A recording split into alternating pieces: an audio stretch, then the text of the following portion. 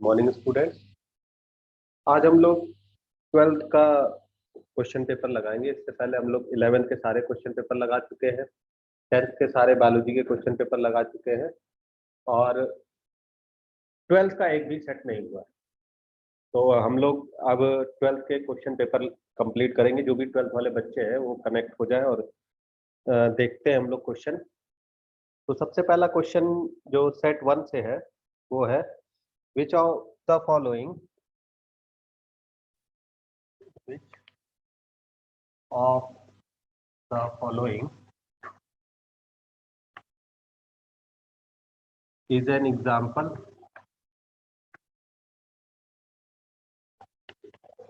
of active immunity?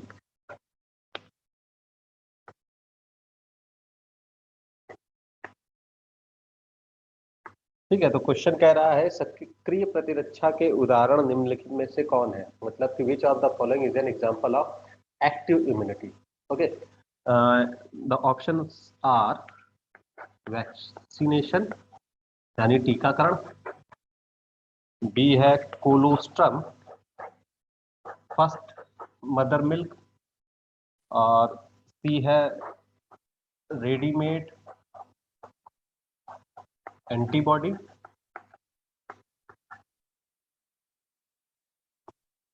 और D है all यानी सभी।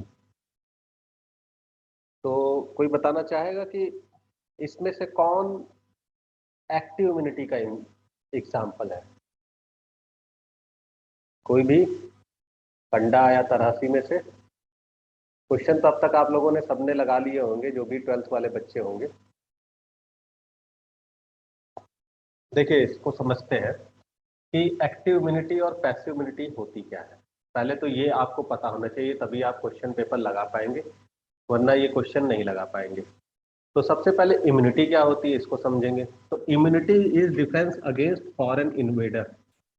इम्यूनिटी का मतलब होता है डिफेंस अगेंस्ट फॉरेन और नॉन सेल्फ इन्वेडर्स ऐसे के अगेंस्ट डिफेंस करना जो कि फॉरेन हो, बॉडी जिसको रिकॉग्नाइज नहीं कर पा रही है। नॉन सेल्फ हो मतलब कि वो खुद की सेल ना हो, ठीक है, या खुद के मॉलिक्यूल ना हो, उनके अगेंस्ट जो भी डिफेंस सिस्टम बनता है या डिफेंस की जो मैकेनिज्म होती है उसको इम्यूनिटी कहते हैं। अब हम समझते हैं कि इम्यूनिटी में मैकेनिज्म होती कौन सी है। तो दो तरीके की मैकेनिज्म होती है कोई भी इम्यूनिटी में। बॉडी के अंदर दो तरीके का सिस्टम काम करता है, एक इन्नेट इम्यूनिटी,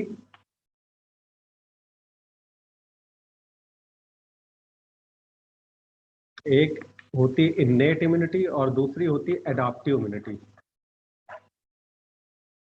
या इसको एक्वायर्ड इम्यूनिटी भी कहते हैं। Acquired immunity. तो दो तरीके की डिफेंस सिस्टम होता है, एक इन्नेट और एक एडाप्टिव। अब इन्नेट और एडाप्टिव का मतलब क्या है? इन्नेट का मतलब होता है जो कि इनबॉर्न हो, मतलब कि बाय बर्थ आपकी बॉडी में प्रेजेंट हो, वो इम्यूनिटी कहलाती है इम्यूनिटी। यानी कि जन्म से ही बॉडी के अंदर जो इम्यूनिटी प्रेजेंट है उसको इन्नेट इम्यूनिटी कहेंगे। और एडॉप्टिव इम्यूनिटी का मतलब जैसे जैसे एक्सपोजर मिलता जाएगा वैसे वैसे एंटीबॉडी डेवलप होती जाएगी या सिस्टम में कुछ मॉडिफिकेशन होता जाएगा।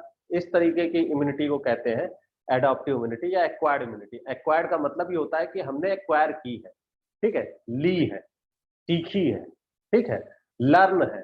तो ऐसी इम्यूनिटी जो कि पैथोजन के या फिर कोई फॉरेन मॉलिक्यूल के एक्सपोजर से मिलती है वो एडॉप्टिव इम्यूनिटी कहलाती है। तो इन्नेट इम्यूनिटी का मतलब ये है कि वो इम्यूनिटी जो कि बाय बर्थ है। तो इसका मतलब कि जो भी बॉडी के अंदर ब्लड सेल्स है जैसे डब्ल्यूबीसी और न्यूट्रोफिल्स, बेसोफिल्स, एसिडोफिल्स, ये सब इन्नेट इम्यूनिटी का पार्ट है। जबकि एडॉप्टिव इम्यूनिटी थोड़ा सा और स्पेसिफिक हो जाती है। स्पेसिफिक का मतलब ये है कि पर्टिकुलर पैथोजन के लिए पर्टिकुलर टाइप की एंटीबॉडी बनती है और पर्टिकुलर टाइप की मैकेनिज्म होती है, ठीक है। तो ऐसी इम्यूनिटी एडॉप्टिव इम्यूनिटी कहलाती है। अब एडॉप्टिव के ही दो पार्ट है, एडॉप्टिव के ही दो पार्ट है, एक एक्टिव इम्यूनिटी और एक होती है पैसिव इम्यूनिटी, ठीक है। एक्टिव इम्यूनिटी और पैसिव इम्यूनिटी। तो इसमें यही पूछ रहा है कि एक्टिव इम्यूनिटी का एग्जाम्पल क्या है। अब समझते हैं कि एक्टिव इम्यूनिटी का मतलब क्या होता है, ठीक है। तो एक्टिव इम्यूनिटी का मतलब ये होता है कि ऐसी इम्यूनिटी जिसमें पैथोजन आकर क्या करे, पैथोजन आकर एक्टिवेट करे मॉलिक्यूल्स को। यानी कि पैथोजन आया, ये मान लीजिए ये कोई पैथोजन है, ये आया, उसके बाद जो सेल्स होती जैसे कि बी सेल्स है, उसके पास इसका रिसेप्टर है, उसने इसको रिकॉग्नाइज किया और इसके अगेंस्ट एंटीबॉडी तैयार कर ली, ठीक है।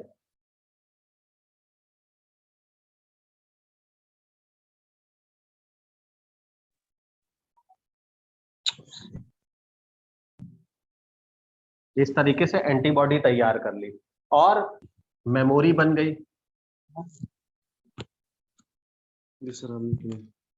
तो अब ये दोबारा से कोई ये पैथोजन अगर आएगा तो मेमोरी पहले से तैयार है, एंटीबॉडी पहले से तैयार है, ये क्या करेगी, इससे बाइंड करेगी और इसको एलिमिनेट करा देगी। तो ऐसी इम्यूनिटी को कहते हैं एक्टिव इम्यूनिटी, जिसमें कि बॉडी जो है वो क्या होती है, सेंसिटाइज होती है। सेंसिटाइज का मतलब बॉडी में एक सिस्टम शुरू होता है, ठीक है, जिसमें मेमोरी सेल्स और एंटीबॉडी वो डेवलप होती हैं। तो इस तरीके की इम्यूनिटी को कहते हैं एक्टिव इम्यूनिटी, क्योंकि इसने क्या किया, बॉडी की सेल्स को एक्टिवेट कर दिया। दूसरी होती है पैसिव इम्यूनिटी। पैसिव इम्यूनिटी का मतलब यह है कि आपको आर्टिफिशियल एंटीबॉडी दे दी जाए बाहर से ही। जैसे कि क्या होता है कि जब कोई स्नेक काटता है, ठीक है, तो क्या किया जाता है, बाहर से ही एंटीडोट्स दे दिया जाता है, यानी कि एंटीवेनम दे दिया जाता है जो पहले से तैयार होता है, ठीक। उसी तरीके से जो मदर के मिल्क में है, तो मदर के मिल्क में भी एंटीबॉडी होती है, तो वो भी बाहर से ही दे रही है, दी जा रही है, ठीक है, यानी कि मदर अपने बेबी को देती है। उसी तरीके से जो रेडीमेड एंटीबॉडी है, ये सब पैसिव इम्यूनिटी के एग्जाम्पल है। यानी कि इसमें क्या होता है, इसमें एंटीबॉडी बाहर से दी जा रही है। तो ऐसा सिस्टम जिसमें एंटीबॉडी बाहर से दी जाए, बॉडी को कोई मेहनत ना करना पड़े एंटीबॉडी बनाने के लिए, कोई मेमोरी डेवलप ना हो, इस तरीके की इम्यूनिटी को कहते हैं पैसिव इम्यूनिटी। और जिसमें मेमोरी सेल डेवलप हो, एंटीबॉडी बने, वो कहलाती है एक्टिव इम्यूनिटी। तो एक्टिव इम्यूनिटी का एग्जाम्पल क्या है, वैक्सीनेशन। वैक्सीनेशन प्रोसेस में पैथोजन को इनएक्टिवेट करके या किल्ड करके या फिर जो है उसको केमिकली जो है इनएक्टिवेट करके बॉडी में इंट्रोड्यूस कराया जाता है।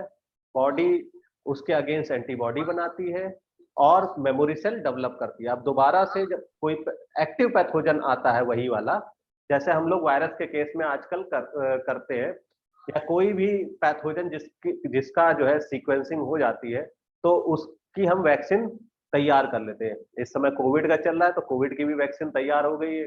लोगों को वैक्सीनेशन कराने के लिए जो है बताया जा रहा है। क्यों करवाया जा रहा है, क्योंकि जिससे कि अगर वैक्सीन जिनको लगी होगी तो उनके अंदर एंटीबॉडी पहले से बनी होगी। तो अगर मान लीजिए कि कोई पैथोजन या कोविड-19 किसी की बॉडी में इंटर करता है, तो फिर क्या करेगा, वो एंटीबॉडी उसको एलिमिनेट कर देगी बॉडी से और बॉडी में कोई मेजर सिम्टम्स नहीं दिखेंगे, ठीक है। तो इसका ऑप्शन कौन सा सही होगा, ए, कि एक्टिव इम्यूनिटी का एग्जांपल है वैक्सीनेशन। बाकी सब जो है वो रेडीमेड एंटीबॉडी है, तो वो क्या कहलाते हैं, पैसिव इम्यूनिटी के एग्जांपल।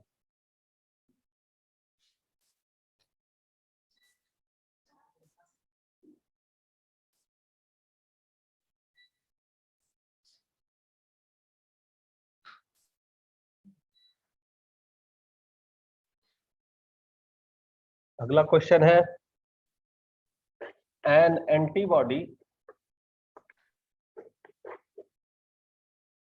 molecule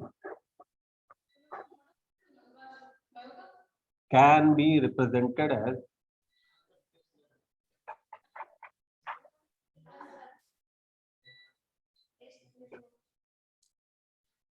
A है H2L2, B है HL, C है H2L3 और D है H3L2। इसमें बताना है कि एक एंटीबॉडी मॉलिक्यूल को किस तरीके से रिप्रेजेंट किया जाता है, कैसे जो है वो दिखाया जाता है, H2L2 की HL की H2L3 की H3L2। इसको वही बता पाएंगे जिन्होंने एंटीबॉडी का स्ट्रक्चर पढ़ा होगा। अब हम आपको बताते हैं कि एंटीबॉडी का स्ट्रक्चर क्या होता है। ठीक, देखिए जो एंटीबॉडी है ये ग्लाइकोप्रोटीन मॉलिक्यूल होती है, ग्लाइकोप्रोटीन नेचर की होती है, मतलब कि इसमें कार्बोहाइड्रेट और प्रोटीन दोनों होता है। ग्लाइको का मतलब कार्बोहाइड्रेट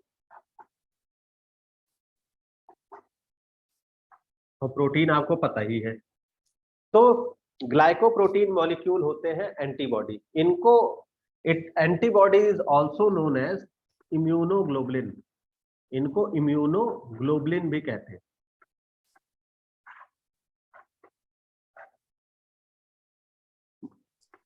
शॉर्ट में आईजी कहते हैं। ठीक है, इम्यूनोग्लोबुलिन। तो इस तरीके से जो इम्यूनोग्लोबुलिन है यानी आईजी, अब ये ग्लाइकोप्रोटीन नेचर का होता है, यानी ये कार्बोहाइड्रेट और प्रोटीन मॉलिक्यूल का बना होता है। इसमें क्या होता है, दो हैवी चेन और दो लाइट चेन होती है।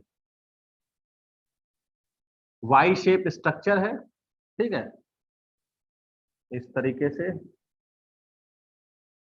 ये दो हैवी चेन हो गई और ये दो लाइट चेन हो गई। और ये दो हैवी चेन और लाइट चेन जो है वो डाइसल्फाइड बॉन्ड से जुड़ी होती है।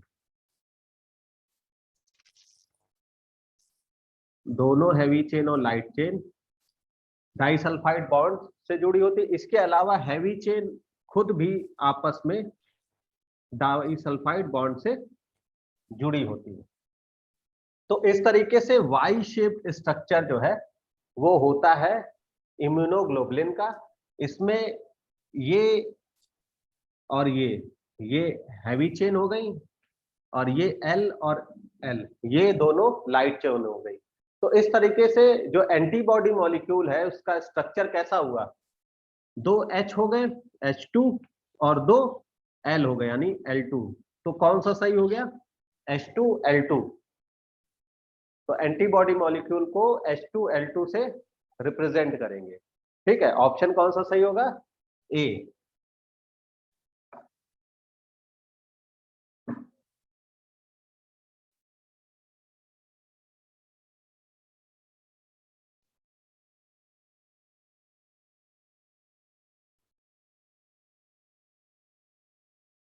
अगला क्वेश्चन है,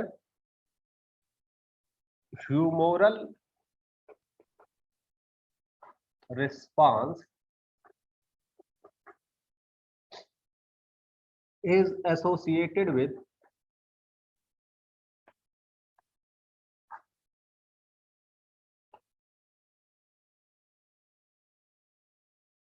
A lymph T cell, memory cell and antibody।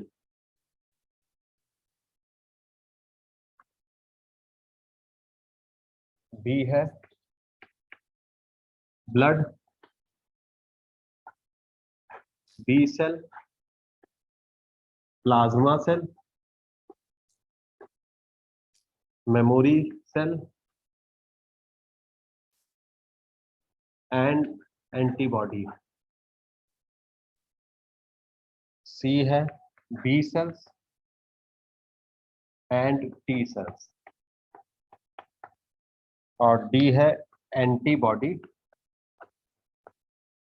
Molecule.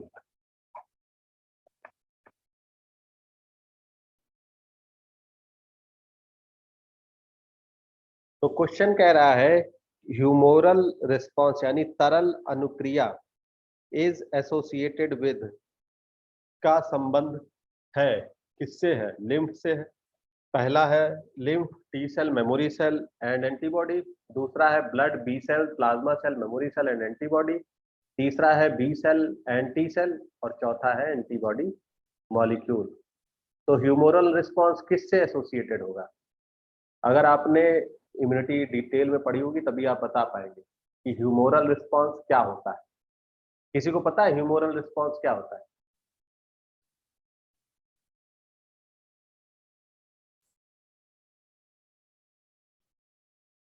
देखिए, जो इम्यूनिटी है हमने बताया था कि दो तरीके की है, एक इन्नेट और एडाप्टिव। अब जो एडाप्टिव इम्यूनिटी है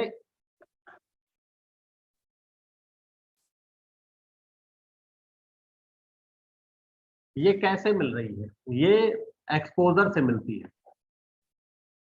एक्सपोजर का मतलब जैसे जैसे हमें बीमारियां होती जाती हैं या फिर जैसे जैसे पैथोजन कोई बॉडी में आता जाता है वैसे वैसे मेमोरी डेवलप होती जाती है या फिर सेल्स जो है वो एक्टिवेट होती जाती है।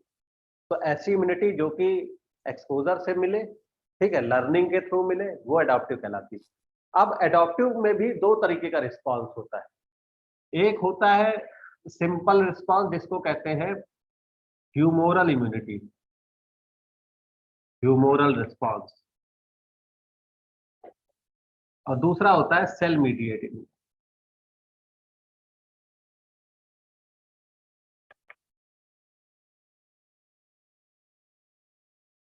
ठीक है, सेल मीडिएटेड रिस्पॉन्स यानी कि जिसमें सेल जो है वो कोई पैथोजन के प्रोटीन को शो करती है या पैथोजन को शो करती है या पार्ट ऑफ द पैथोजन को शो करती है और फिर वो क्या होता है, टी सेल उसको रिकॉग्नाइज करती है और उसको एलिमिनेट कर देती है यानी कि ब्रेक कर देती है। अब देखिए इसमें हो क्या रहा है, जो सेल मीडिएटेड इम्यून रिस्पॉन्स है वो टी सेल के कारण होता है और ह्यूमोरल रिस्पॉन्स जो है वो बी सेल्स के कारण होता है। ठीक है, तो बी सेल्स और टी सेल्स क्या होती है ये भी आपको पता होना चाहिए। बी सेल्स का मतलब जो कि बोन मैरो में ही क्या हो, बोन मैरो से ओरिजिनेट करे और बोन मैरो में ही मैच्योर हो जाए, ऐसी सेल्स को कहते हैं बी सेल्स। ठीक है, और वो सेल्स जो कि बोन मैरो से ओरिजिनेट करे लेकिन थाइमस में जाके वो क्या हो, मैच्योर हो, ऐसी सेल्स को कहते हैं टी सेल्स। मतलब ये ऐसा नहीं कि ये बहुत सारी सेल्स है, ये कौन सी सेल्स है? बी सेल्स का मतलब है बी लिम्फोसाइट्स। क्या है? लिम्फोसाइट। और टी सेल्स का मतलब है कि टी लिम्फोसाइट्स। तो लिम्फोसाइट्स में वो लिम्फोसाइट्स जो कि बोन मैरो में मैच्योर हो वो भी लिम्फोसाइट्स कहलाती है और जो थाइमस में मैच्योर होती है वो टी लिम्फोसाइट्स कहलाती है। ये अंतर है। अब देखिए क्या होता है, जो ह्यूमोरल रिस्पॉन्स है यानी कि बी सेल्स, ये जब किसी भी पैथोजन को रिकॉग्नाइज करती है तो एंटीबॉडी बनाती है। ठीक है, जबकि जो टी सेल्स है ये जब किसी को रिकॉग्नाइज करती है तो उसको ब्रेक कर देती है यानी कि वो साइटोकाइंस रिलीज करती है, पूरी तरीके से लाइसिस करती है, सेल की लाइसिस कर देती है। तो सेल की लाइसिस करती है इसलिए सेल मीडिएटेड, या सेल इसको एक्टिवेट करता है इसको सेल मीडिएटेड कहते हैं। तो ह्यूमोरल रिस्पॉन्स क्योंकि एंटीबॉडी मीडिएटेड होता है तो इसलिए यहां पर डी ऑप्शन सबसे ज्यादा सही होगा। ठीक है, वैसे तो बी ऑप्शन भी इसका सही है, लेकिन अगर सिंपल बात करें कि ह्यूमोरल रिस्पॉन्स किससे जो है वो रिलेटेड है तो वो है एंटीबॉडी मॉलिक्यूल से। ठीक है, क्योंकि ब्लड यहां पर अगर ना होता तब तो सब कुछ सही था, लेकिन ब्लड में बहुत सारी चीजें होती तो ब्लड इसलिए है यहाँ पर, तो इसलिए ह्यूमोरल रिस्पॉन्स को नहीं इंक्लूड करेंगे। जबकि एंटीबॉडी पर्टिकुलरली ह्यूमरल रिस्पॉन्स के लिए होती है। तो इसलिए डी जो है वो ऑप्शन सही है।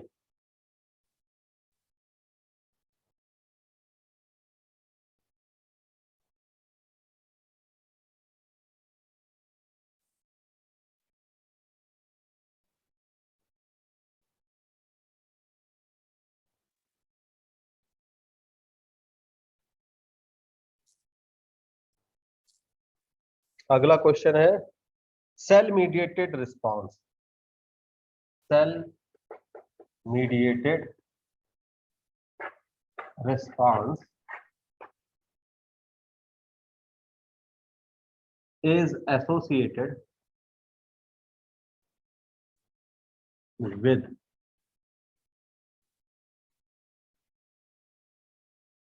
इसमें ऑप्शन है बी सेल्स,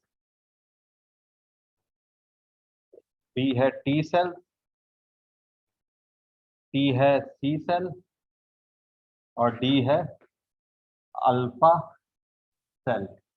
तो पूछा जा रहा है कि सेल मीडिएटेड यानी कोशिका मध्यित रिस्पॉन्स का संबंध है बी सेल से कि टी सेल से कि सी सेल से कि अल्फा सेल से। बताइए किससे होना चाहिए सेल मीडिएटेड रिस्पॉन्स?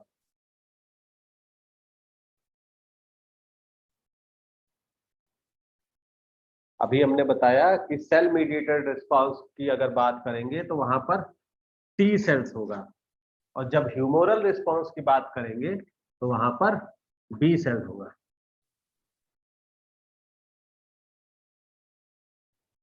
ठीक है, तो अगर क्वेश्चन घुमा के पूछ लिया जाए कि अभी पूछा गया सेल मीडिएटेड रिस्पॉन्स, अगर पूछ लिया जाता ह्यूमोरल रिस्पॉन्स तो ह्यूमोरल रिस्पॉन्स में बी सेल हो जाता, सेल मीडिएटेड रिस्पॉन्स में टी सेल। तो ऑप्शन कौन सा सही है? बी सेल, सॉरी बी यानी कि T cell.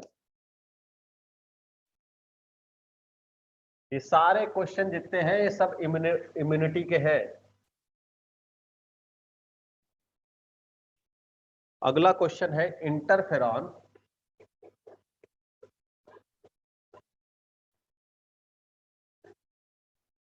Are secreted by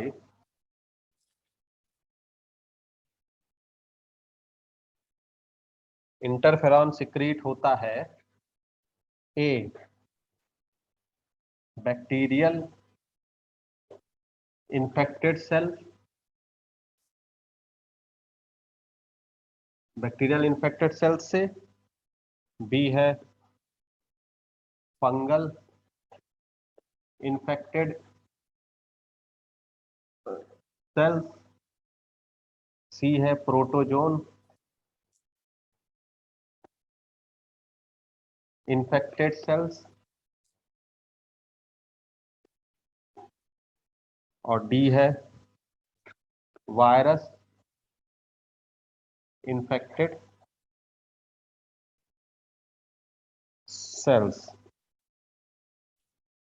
तो आपको बताना है कि जो इंटरफेरॉन है इसका स्राव किसके द्वारा होता है? बैक्टीरिया इन्फेक्टेड सेल से यानी जीवाणु संक्रमित कोशिका से, कि फंगल इन्फेक्टेड सेल यानी कवक संक्रमित कोशिका से, या प्रोटोजोन संक्रमित कोशिका से, कि वायरल यानी विषाणु संक्रमित कोशिका से। तो किससे होगा इंटरफेरॉन का? बहुत ही ज्यादा पूछा जाने वाला क्वेश्चन है इंटरफेरॉन। तो इंटरफेरॉन जो है वो क्या है? इंटरफेरॉन एक टाइप का साइटोकाइंस है, ठीक है। और ये जो साइटोकाइंस है वो सेल्स रिलीज करती हैं जो कि वायरस से इन्फेक्टेड हो जाती है। ठीक है, क्या होता है कि कोई भी वायरस अगर बॉडी में आया, ठीक है, वो इस फिर वो किसी सेल को रिकॉग्नाइज करता है, उससे अटैच होगा, ठीक है, यहाँ पे वो अटैच हो गया। अटैच होने के बाद वो अपने जेनेटिक मटेरियल को इंट्रोड्यूस करा देता है, ठीक है, सेल्स के अंदर वो अपने जेनेटिक मटेरियल को इंट्रोड्यूस करा देता है। और इंट्रोड्यूस कराने के बाद वो जो सेल का जेनेटिक मटेरियल है उसके साथ अटैच हो जाता है। तो जब ये इंट्रोड्यूस होता है और अटैचमेंट होता है, तो अटैचमेंट के बाद जो जेनेटिक मटेरियल है सेल्स का, वो कुछ प्रोटीन बनाती है, ठीक है। और वो प्रोटीन बाहर रिलीज होती है और जो नेबरिंग सेल्स हैं, यानी कि जो पड़ोसी कोशिकाएं हैं, उनको वो मैसेज भेजती हैं, मैसेज कन्वे करती है कि वायरस ने अटैक कर दिया है, ठीक है, अब तुम अपने आप को बचा लो, ठीक है। तो जो ये मॉलिक्यूल बना रही हैं और जो बाहर रिलीज करके मैसेज पहुंचा रहा है, ये मॉलिक्यूल क्या है? ये है इंटरफेरॉन। तो इंटरफेरॉन इज ए क्या है? केमिकल मैसेंजर, ठीक है, या सिग्नलिंग मॉलिक्यूल, जो सिग्नल देता है नेबरिंग सेल्स को। और कौन प्रोड्यूस कर रहा है? जो वायरस इन्फेक्टेड सेल्स है, कि वो वायरस से संक्रमित हो गई हैं, तो वो अपने आस पड़ोस की कोशिकाओं को कोशिश करती है कि वो बच जाए। तो इसलिए वो क्या रिलीज करती है? इंटरफेरॉन। तो इसका ऑप्शन क्या हो जाएगा? Virus infected cell. तो इंटरफेरॉन वायरस इन्फेक्टेड सेल्स जो है वो रिलीज करती है पर्टिकुलरली। बाकी अगर कोई भी सेल्स होगी, वो फिर नॉर्मल साइटोकाइंस रिलीज करती है, ठीक है, वो फिर इंटरफेरॉन नहीं होता है, फिर उसकी जगह कई सारे साइटोकाइंस होते हैं, ठीक है। उसमें साइटोकाइंस में IL-4 हो गए, IL-7 हो गए, IL-8 हो गए, ठीक है। IL-8 का या IL-4 का मतलब IL क्या है? इंटरल्यूकिन है, ठीक है। तो वो बात की बात है, लेकिन ये इंपॉर्टेंट है कि इंटरफेरॉन कौन रिलीज करता है? जो वायरस इंफेक्टेड सेल्स होती है।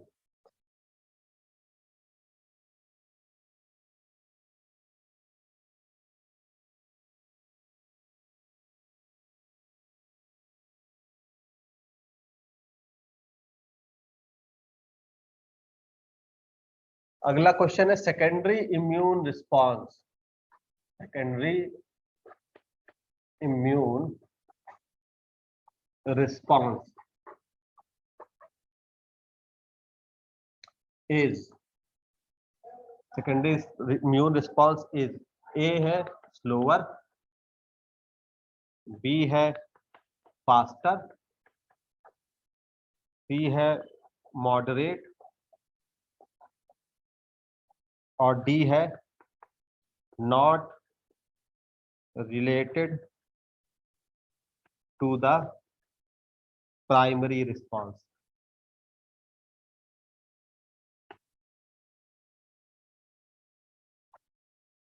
तो इसमें पूछा गया है कि द्वितीयक प्रतिरक्षी अनुक्रिया यानी कि सेकेंडरी इम्यून रिस्पॉन्स वो कैसा होता है? स्लो यानी धीमा होता है, फास्ट होता है, या तेज होता है, या फिर मॉडरेट मतलब कि लगभग जो है सामान्य, या फिर प्राथमिक अनुक्रिया से संबंधित नहीं है, मतलब कि वो प्राइमरी इम्यून सिस्टम से रिस्पॉन्स से संबंधित नहीं है। तो बताइए क्या होना चाहिए? धीमा होना चाहिए। और कोई?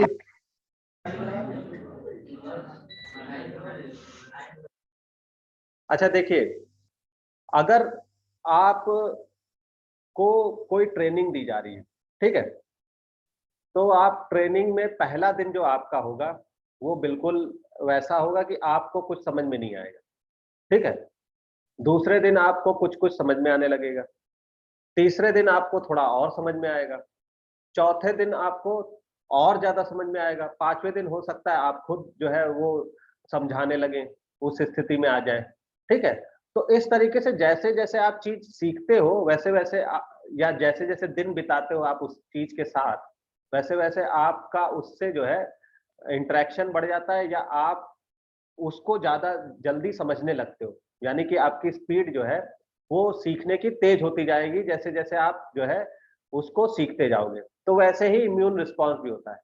प्राइमरी इम्यून रिस्पॉन्स में जो बॉडी की सेल्स होती हैं वो बिल्कुल क्या होती, नेव होती है। नेव का मतलब ये है कि उन्होंने उस टाइप के पैथोजन को देखा ही नहीं है, कोई भी पैथोजन आया फर्स्ट टाइम, तो बॉडी ने उसको देखा, और जो भी इम्यून रिस्पॉन्स था वो चाहे जैसा भी कुछ क्या हुआ होगा, इनेट सेल ने फैगोसाइड कर लिया होगा, यानी कि सेल्स को खा लिया होगा। कुछ क्या होगा कि कहीं पर बी सेल के पास रिसेप्टर होगा तो उस पर आके बाइंड कर गई होगी, ठीक है, और उसके अगेंस्ट एंटीबॉडी बनी होगी। तो ये सारी चीजें हुई होंगी, लेकिन इन प्रक्रिया में क्या हुआ, स्लो हुआ काम, क्योंकि बॉडी के लिए वो पहली बार आया था, ठीक है, पैथोजन। इवन अगर आप ही देखो कि आपके यहाँ कोई अतिथि पहली बार आए तो आप उससे उतना इंटरेक्ट नहीं हो पाओगे। जब दूसरी बार आएगा तो आप उसकी सारी चीजों को समझ सकते हो, क्योंकि वो पहली बार कुछ दिन बिता के गया होगा, तो बिता के गया होगा तो उसकी अच्छी बुरी चीजें आपको समझ में आ गई होगी। तो जब दोबारा आएगा तो आप आसानी से जो भी उसकी उसकी अच्छाई या जो भी चीजें उसको अच्छी लगती होगी, आप उसके सामने वही चीजें करोगे। तो वही बॉडी भी करती है कि बॉडी को पहली बार में ये अंदाजा हो जाता है कि ये पैथोजन यहां से वीक है, तो इसके इस हिस्से पे वार करे तो ये खत्म हो सकता है। ये तो वो क्या करते हैं कि पहली बार तो वो हर तरफ से कोशिश करते हैं, लेकिन जब उसको आखिरी में पता चलता है कि ये हिस्से पे पहले कोशिश करना चाहिए था, तो आसानी से ये खत्म हो जाता है। तो ये अब उसको पता चल गया जब पहली बार इन्फेक्शन हुआ। अब सेकेंड टाइम जब इन्फेक्शन या वही सेम पैथोजन आएगा तो इम्यून रिस्पांस तेज होगा, क्योंकि अब पूरे हिस्से पे वार नहीं किया जाएगा। कहां वार किया जाएगा, जहां पर वो कमजोर होगा। तो सेकेंडरी इम्यून रिस्पांस हमेशा फास्ट होगा। क्यों फास्ट होगा, ये तो मैंने अभी आपको बहुत सिंपल लैंग्वेज में समझाया। अब मैं बताता हूं क्यों फास्ट होगा। देखिए, फर्स्ट टाइम जब पैथोजन आया तो बॉडी के पास ऐसी सेल्स है जिनके पास रिसेप्टर है, ठीक है, जैसे कि न्यूट्रोफिल्स हो गई, मैक्रोफेजेस हो गई, बी सेल्स हो गई, डेंड्रोसाइट्स हो गई या डेंड्रॉइड्स हो गई। तो ये इस रिसेप्टर के थ्रू इन्होंने रिकॉग्नाइज किया। रिकॉग्नाइज करने के बाद इन्होंने एंटीबॉडी बना ली, ठीक है, एंटीबॉडी बना ली और मेमोरी डेवलप हो गई। फिर सेकेंड टाइम जब यही सेम पैथोजन आया तो इसके अगेंस्ट पहले से एंटीबॉडी बनी थी, तो ये आके इसको घेर लेंगे।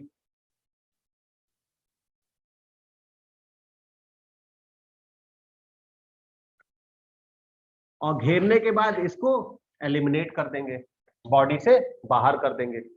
तो प्राइमरी रिस्पांस में क्या हुआ, कई सारी चीजें हुई। प्राइमरी रिस्पांस में पहले उसको रिकॉग्नाइज किया गया, रिकॉग्नाइज करने के बाद इसको खाया गया, यानी इनगल्फ किया गया।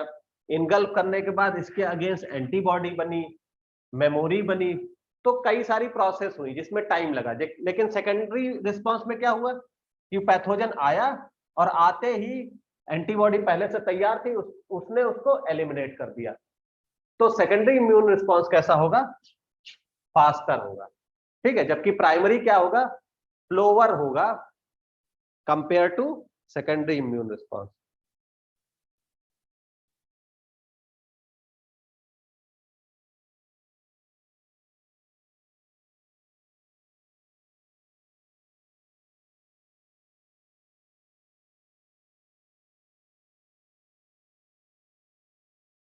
अब अगला क्वेश्चन है, innate immunity means, innate immunity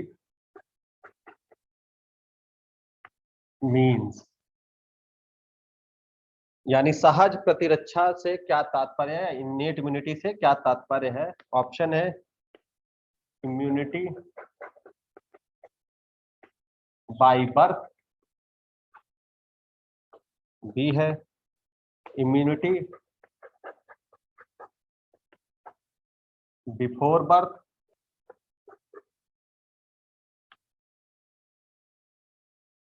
सी है एक्वायर्ड कैरेक्टर्स, और डी है इम्यूनिटी बिफोर बर्थ, जो कि सेम ही है बी ऑप्शन के बाद। तो पूछा जा रहा है कि इन्नेट इम्यूनिटी क्या है, क्या ये इसका क्या मतलब है? तो इम्यूनिटी बाय बर्थ यानी जन्मजात प्रतिरक्षा, या इम्यूनिटी बिफोर बर्थ यानी कि जन्म से पहले से मौजूद प्रतिरक्षा, या एक्वायर्ड करेक्टर यानी उपार्जित प्रतिरक्षा, या फिर डी है जन्म के बाद प्राप्त प्रतिरक्षा यानी कि इम्यूनिटी बिफोर बर्थ। तो यहाँ बिफोर की जगह आफ्टर होना चाहिए, जो हिंदी में लिखा है वो अलग लिखा है, इम्यूनिटी आफ्टर बर्थ जन्म के बाद, या फिर बिफोर बर्थ जन्म के पहले। तो क्या होना चाहिए, इन्नेट इम्यूनिटी क्या है?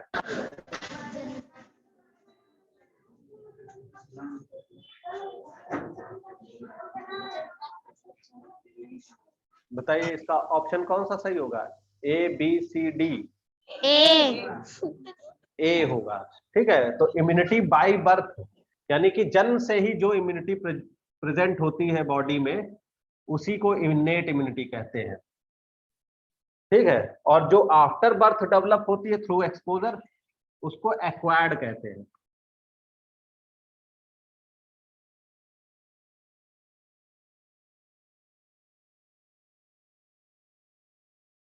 तो इसका ऑप्शन ए हो जाएगा, इम्यूनिटी बाय बर्थ, जन्म से प्रेजेंट। अगला है द इम्यूनोग्लोबुलिन, द इम्यूनोग्लोबुलिन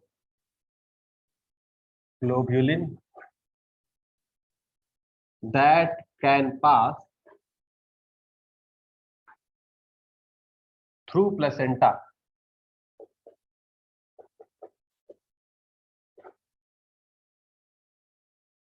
ऐसी इम्यूनोग्लोबुलिन जो कि प्लेसेंटा यानी कि अपरा को पार कर सकती है, उसको क्या कहते हैं? आईजीएम की आईजीजी की आईजीई की आईजीडी, सॉरी आईजीए। तो पूछा गया है कि प्लेसेंटा को क्रॉस करने वाली इम्यूनोग्लोबुलिन क्या होती है? कौन सा ऑप्शन सही होगा?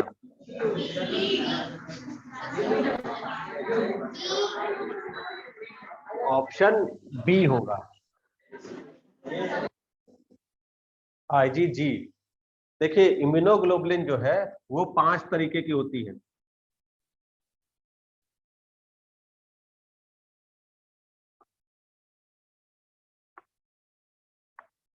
ठीक है, ये 5 इम्यूनोग्लोबुलिन होती हैं। मैगडी, MAGDE, मैगडी। तो ये जो इम्यूनोग्लोबुलिन है आईजीएम, ये पेंटामर होती है। ठीक है, यानी कि इसमें 5 आर्म होती हैं, 5 आर्म, इसीलिए पेंटामेर कहलाती है। और ये कॉम्प्लीमेंट सिस्टम को एक्टिवेट करती है।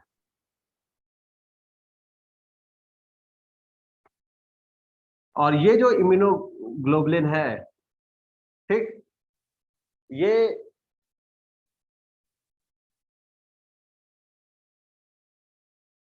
सबसे पहले ऑरिजिनेट होती है बॉडी में। सबसे पहले जो इम्यूनोग्लोबुलिन ऑरिजिनेट होती है वो होती है एम। ठीक है, उसके बाद होती है डी, सेकंड सेकंड ऑरिजिन होती है डी की। फिर बाकी जो होती है ए जी ई, ये सब जो है वो बाय पैथोजन एक्सपोजर से मिलती हैं या फिर मदर से मिलती हैं। ठीक है, तो जैसे आईजीए है तो ये मदर से मिलती है, कैसे? बाय ब्रेस्ट मिल्क से। ब्रेस्ट मिल्क या जिसको कहते हैं कोलोस्ट्रम, कोलोस्ट्रम जिसको फर्स्ट मिल्क कहते हैं मदर का, तो उस मिल्क में आईजीए होता है। ठीक, और ये जो आईजीए है ये सिक्रीटरी आईजी होती है। सिक्रीटरी आईजी का मतलब ये है कि ये सिर्फ कोलोस्ट्रम में ही नहीं होगी, ये सलाइवा में भी होगी, ये टीयर में भी होगी यानी आंसू में भी होगी। इसके अलावा जो आईजीजी है ये प्लेसेंटा को क्रॉस कर सकती है। तो इसका मतलब कि बेबी में सबसे पहले कोई इम्यूनोग्लोबुलिन आएगी तो वो आईजीजी आएगी, क्योंकि वो जब बेबी क्या होगा प्लेसेंटा से जुड़ा होगा तभी आईजीजी मिल जाएगी उसको। ठीक है, तो आईजीजी सबसे पहले आएगी और सबसे ज्यादा सीरम आईजी वो आईजीजी ही होती है, यानी 80% जो है बॉडी में वो आईजीजी ही होता है। आईजीई जो है वो लीस्ट होती है, ये भी लीस्ट होती है। सबसे कम जो है वो डी होती है, उसके बाद आईजीई होती है। लेकिन आईजीई जो है बहुत इंपॉर्टेंट है, अभी हम बताएंगे क्यों। ये एलर्जी रिस्पॉन्स में बहुत इंपॉर्टेंट है। ठीक है, आईजीई का जो है कब डेवलप होती है, जब एलर्जी होती है, कोई भी एलर्जिक इन्फेक्शन होता है तो आईजीई का फॉर्मेशन होता है। तो यहां पर क्या कौन सा सही होगा, आईजीजी यानी B.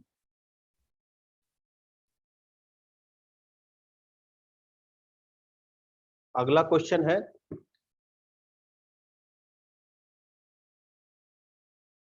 immunoglobulin involved in the immunoglobulin involved in allergic, देखिए वही क्वेश्चन आ गया जो अभी हमने बताया था,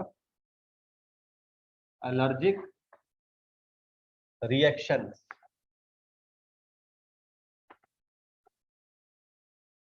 इसके ऑप्शन है आईजीएम, आईजीजी, आईजीई और आईजीए।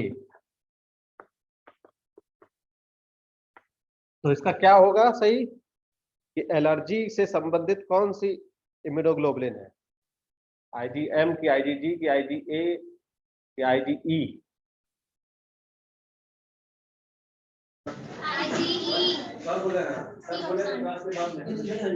ठीक है, तो इसका होगा आईजीई।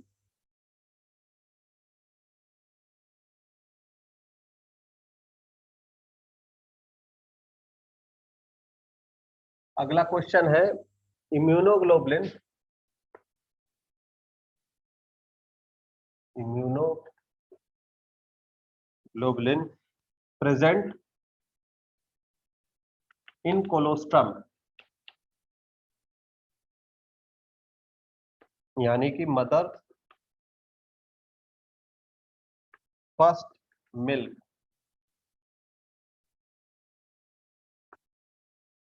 ऑप्शन है आईजीएम, आईजीजी, आईजीई और आईजीए।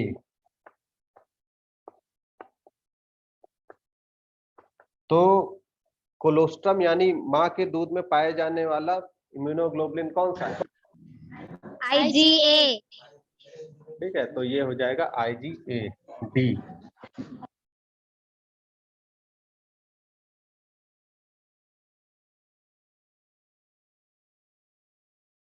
तो ये सारे जितने भी क्वेश्चंस थे ये सारे इम्यूनिटी के क्वेश्चन है क्लास 12 के।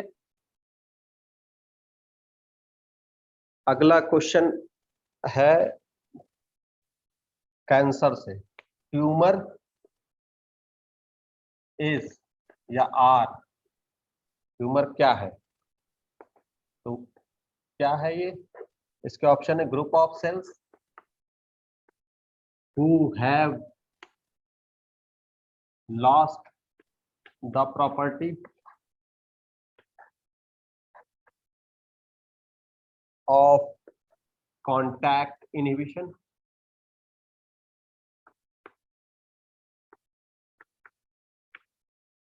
बी है group of cells having property of contact inhibition,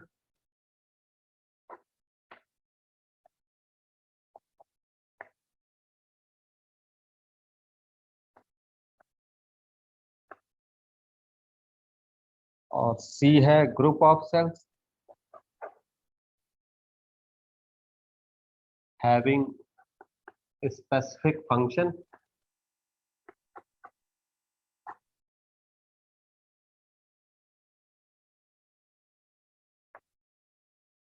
और डी है group of cells having general function.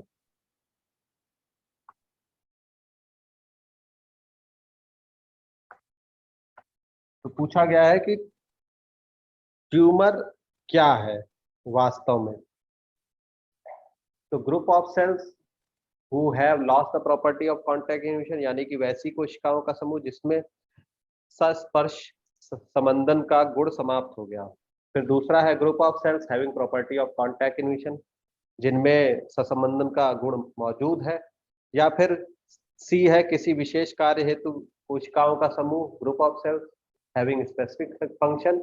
या फिर डी है group of cells having general function, यानी कि सामान्य कार्य संचालन हेतु कोशिकाओं का समूह। तो ट्यूमर क्या है बताइए, कौन सा ऑप्शन सही होगा? A B C D? ए सही होगा। ठीक है, ए इसलिए सही होगा कि देखिए जो भी सेल्स है या कहीं पर भी जो टिश्यू है वहां पर सेल्स का एक स्पेसिफिक इक्विलिब्रियम होता है। मतलब कि सेल्स की जो नंबरिंग है वो काउंटेड होती है। अब उसमें कोई सेल्स अगर एक लॉस्ट हो रही है तो दूसरी सेल्स उसकी जगह ले लेती है। ठीक है, फिर कोई लॉस्ट होती है तो फिर तीसरी सेल्स उसकी जगह ले लेती है। मतलब कि सेल्स लॉस्ट होगी तो अगली बनेगी, या फिर जब उसकी रिक्वायरमेंट होगी तब फिर अगली का निर्माण होगा। या सेल्स की एक लाइफ होती है, उसके बाद वो खत्म होगी, फिर नई सेल्स बनेगी।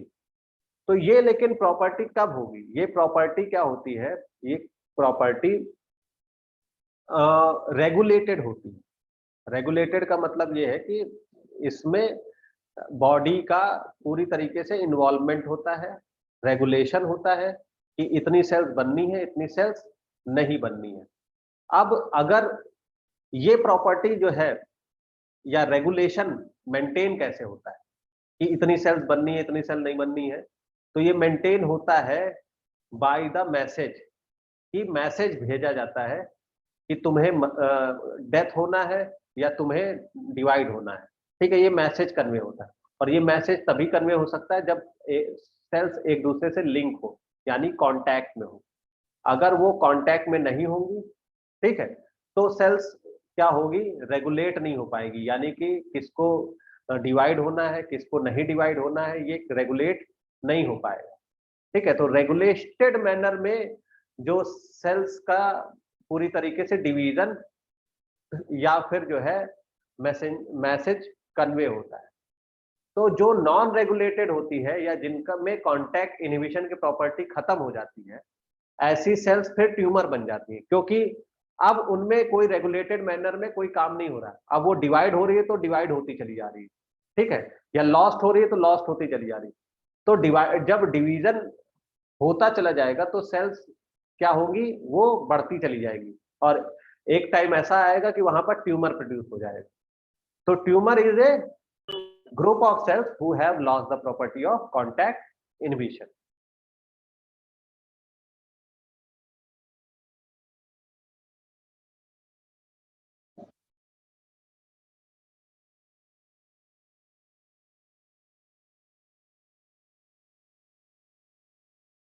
अगला क्वेश्चन है types of tumours. Types of tumour, cancerous cells. इसमें ए है बेनाइन, बी है मैलिग्नेंट, सी है बोथ ऑफ द अबव, और डी है नन ऑफ द अबव।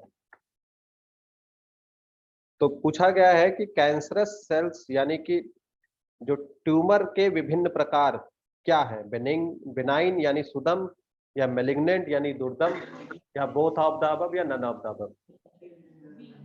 सी सी होता है। तो जो सेल्स होती है उसमें दो तरीके का ट्यूमर दिखता है, एक बेनाइन और एक होता है मेलिग्नेंट। अब बेनाइन और मेलिग्नेंट में क्या अंतर है ये समझ लीजिए। बेनाइन का मतलब होता है इनिशियल स्टेज में जो ट्यूमर होता है वो कैसा होता है, वो होता है प्लेस स्पेसिफिक, मतलब कि वो किसी पर्टिकुलर प्लेस पर ही सीमित होगा। तो ऐसा ट्यूमर जो कि एक पर्टिकुलर प्लेस पे सीमित हो या इनिशियल स्टेज का जो ट्यूमर कहलाता है वो बेनाइन ट्यूमर है, और वो आसानी से क्योरेबल है, मतलब उसको क्योर किया जा सकता है क्योंकि वो एक पर्टिकुलर प्लेस पे है, उसी प्लेस पे हमने ट्रीटमेंट शुरू कर दिया, कीमो करा, ठीक है, तो या फिर जो है कुछ भी करा, ठीक है, बहुत सारी रेडियो है आजकल मैकेनिज्म, रेडियो थेरेपी या कीमोथेरेपी, कोई भी थेरेपी करके उसको आसानी से हम क्या करते हैं, वो एलिमिनेट कर देते हैं। लेकिन जब ट्यूमर फाइनल स्टेज में पहुंच जाता है यानी मेलिग्नेंट हो जाता है, अब वो प्लेस स्पेसिफिक नहीं रह गया, यानी लोकेशन स्पेसिफिक नहीं रह गया, अब वो हर जगह है। हर जगह का मतलब ये है कि ये क्या होता है, मेटास्टैटिक हो जाता है। अब वो ब्लड में फैल जाता है और ब्लड के थ्रू जो सेल्स है एक जगह से दूसरी जगह पहुंच जाती है और फिर वहां पर ट्यूमर बना लेती है, फिर कहीं पहुंच गई फिर वहां ट्यूमर। तो ये अब प्लेस स्पेसिफिक नहीं रहा, तो इसमें ना आप कीमो कर सकते हैं ना रेडियो कर सकते हैं, कोई भी चीज करेंगे तो वो क्या होगा, वो एक टाइम बाद वहां पर तो सही हो जाएगा लेकिन अगली जगह फिर एक और ट्यूमर बन जाएगा। तो it is waste of money. और फिर जब ये स्टेज में आ जाती है ट्यूमर तो वो पूरी तरीके से कैंसरस हो जाता है। तो इसका क्या होगा, सी होगा, both of the above. Initial stage का ट्यूमर वो बेनाइन कहलाता है, फाइनल स्टेज का मेलिग्नेंट कहलाता है जो कि कैंसरस होता है।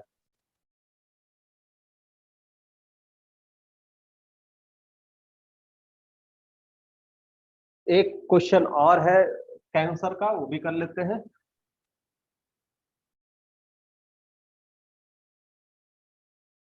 क्वेश्चन है excessive and longer consumption of alcohol, alcohol के बाद ऑब्लिक ड्रग में लीड इनटू, ए है liver cirrhosis,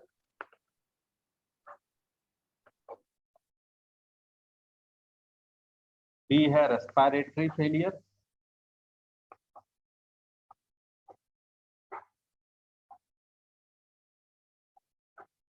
and heart failure,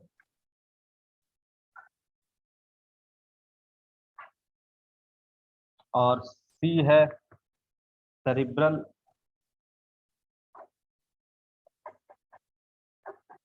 haemorrhage and damage of damage to nervous system, और डी है ऑल ऑफ द अबव।